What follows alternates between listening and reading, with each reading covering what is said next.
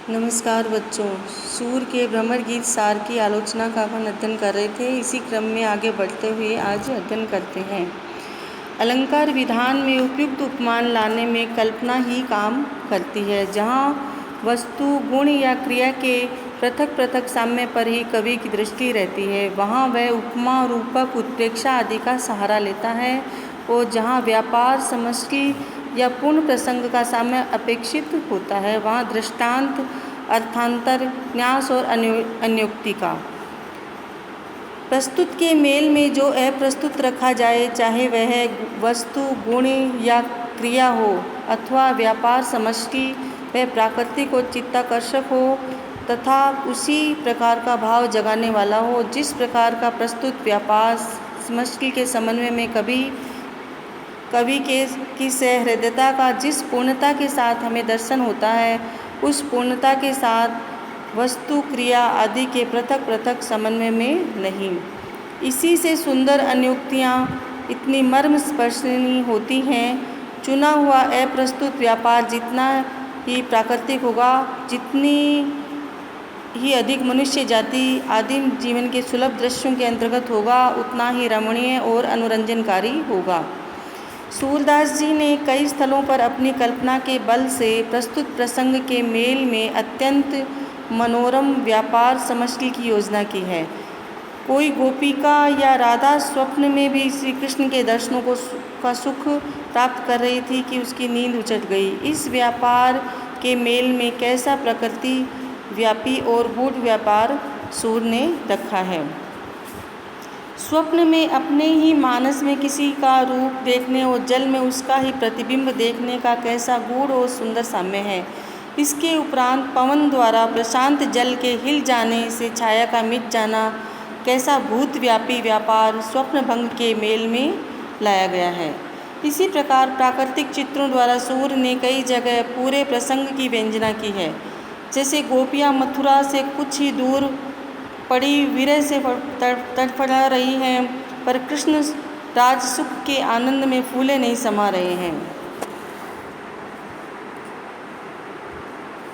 जिसे निर्माण करने वाले, सृष्टि खड़ी करने वाली कल्पना कहते हैं, उसकी पूर्णता किसी एक प्रस्तुत वस्तु के लिए कोई दूसरी प्रस्तुत वस्तु, जो कि प्राय कवि परंपरा में प्रसिद्ध हुआ करती है, रख देने में उतनी नहीं दिखाई पड़ती जितनी किसी एक पूर्ण प्रसंग के मेल का कोई दूसरा प्रसंग, जिसमें अनेक प्राकृतिक वस्तुओं और व्यापारों की नवीन योजना रहती है, रखने में देखी जाती है।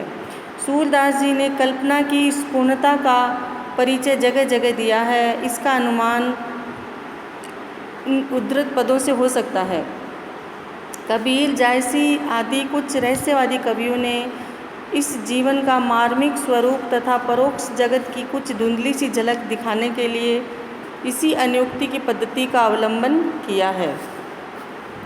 रहस्यवादी कवियों के समान सूर की कल्पना भी कभी कभी इस लोक का अतिक्रमण करके आदर्श लोक की ओर संकेत करने लगती है।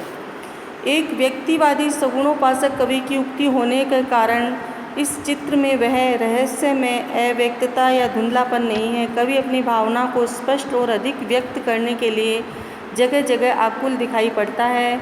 अन्योक्ति का मार्ग छोड़कर जगह उसने रूपक का आश्रय लिया है। इसी अन्योक्ति पद्धति को कवि रविंद्र ने आजकल अपने विस्तृत प्रकृति निरीक्षण के बल से और अधिक पल्लवित करके जो पूर्ण और भव्य स्वरूप प्रदान किया है, वह हमारे नवीन हिंदी साहित्य क्षेत्र में गांव में नया नया आया ऊँट हो रहा है। बहुत से नवयुवकों को अपना एक नया ऊँट छोड़ने का हौसला हो गया है। जैसे भावों या तथ्यों की व्यंजना के लिए श्रीयुत रविंद्र प्रकृति के क्रीड़ा स्थल से लेकर नाना मूर्त स्वरूप प्रकट खड़े करते हैं, वैसे भावों को ग्रहण करने तक की क्षमता न रखने वाले बहुत तेरे उटपटांग चित्र खड़ा करने और कुछ असंबद्ध प्रलाप करने को ही छायावाद की कविता समझ अपनी ही कुछ करामात दिखाने के फेर में पड़ गए हैं। चित्रों के द्वारा बात कहना बहुत ठीक है, पर कहने के लिए कोई बात भी तो हो। कुछ तो काव्य रीति से सर्वथा अनभिज्ञ छंद, अलंकार आदि के ज्ञान से बिल्कुल कोरे देखे जाते हैं। बड़ी भारी बुराई यह है कि अपने को एक नए संप्रदाय में समझ अहंकार वश वे कुछ सीखने का कभी नाम ही नहीं लेना चाहते और अपनी अनभिज्ञता को एक चलते नाम की ओट में छिपाना चाहते हैं। अतः आवश्यकता इस बात की है कि रहस्यवाद का प्रकृत स्वरूप और उसका इतिहास आदि साहित्य सेवियों के सामने रखा जाए तथा पुराने और नए रहस्यवादी कवियों की रचनाओं की सूक्ष्म परीक्षा द्वारा रहस्यवाद की कविता के साहित्यिक स्वरूप की मीमांसा की जाए। सूर की सहृदयता की बात हुई, पर उनकी साहित्यिक निपुणता के संबंध में भी 2-4 बातें कहना आवश्यक है। किसी कवि की रचना के विकार के सुबीते के लिए 2 पक्ष होते हैं, हृदय पक्ष और कला पक्ष। हृदय पक्ष का कुछ दिग्दर्शन तो कर चुके हैं। सूर की कला निपुणता के काव्य में प्रांग के संबंध में यह समझ रखना चाहिए कि वह भी उनसे पूर्ण रूप में वर्तमान है। यद्यपि काव्य में हृदय पक्ष की ही प्रधान है, पर बहिरंग भी कम आवश्यक नहीं है। रीति, अलंकार, शब्द ये सब बहिरंग विधान के अंतर्गत हैं, जिसके द्वारा काव्यात्मक अभिव्यक्ति में सहायता पहुँचती है। सूर, तुलसी बिहारी आदि कवियों में दोनों पक्ष प्राय सम हैं। जायसी में हृदय पक्ष की प्रधानता है, कला पक्ष में त्रुटि और न्यूनता है। केशव में कला पक्ष की ही प्रधान है, हृदय पक्ष न्यून है। सूर की रचना जयदेव और विद्यापति के गीत काव्यों की शैली पर है, जिसमें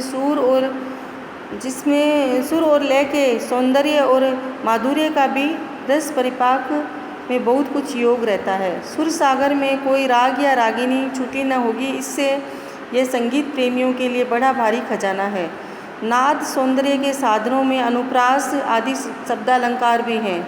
संस्कृत के गीत गोविंद में कोमल कांत पदावली और अनुप्रास की ओर बहुत कुछ ध्यान है। विद्यापति की रचना में कोमल पदावली का आग्रह तो है, पर अनुप्रास का उतना नहीं।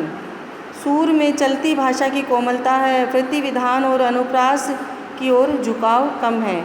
इससे भाषा की स्वाभाविकता में बाधा नहीं पड़ने पाई है। भावुक सूर ने अपना शब्द शोधन दूसरी ओर दिखाया है।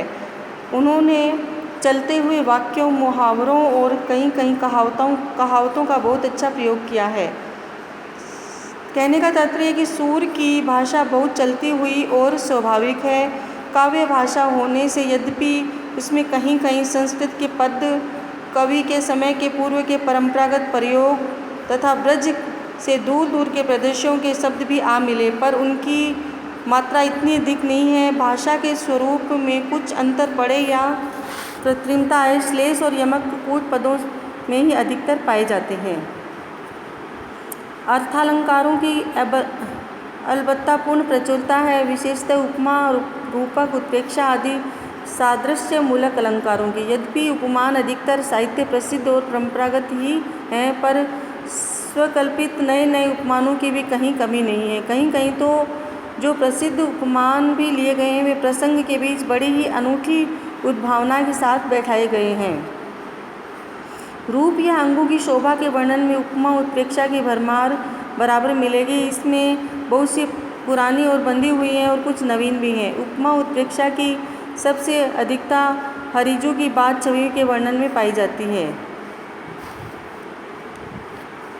अंग शोभा और वेशभूषा आदि के वर्णन में सूर को उपमा देने की झक सी चढ़ जाती है। वे उपमा पर उपमा, उत्प्रेक्षा पर उत्प्रेक्षा करते चले जाते हैं।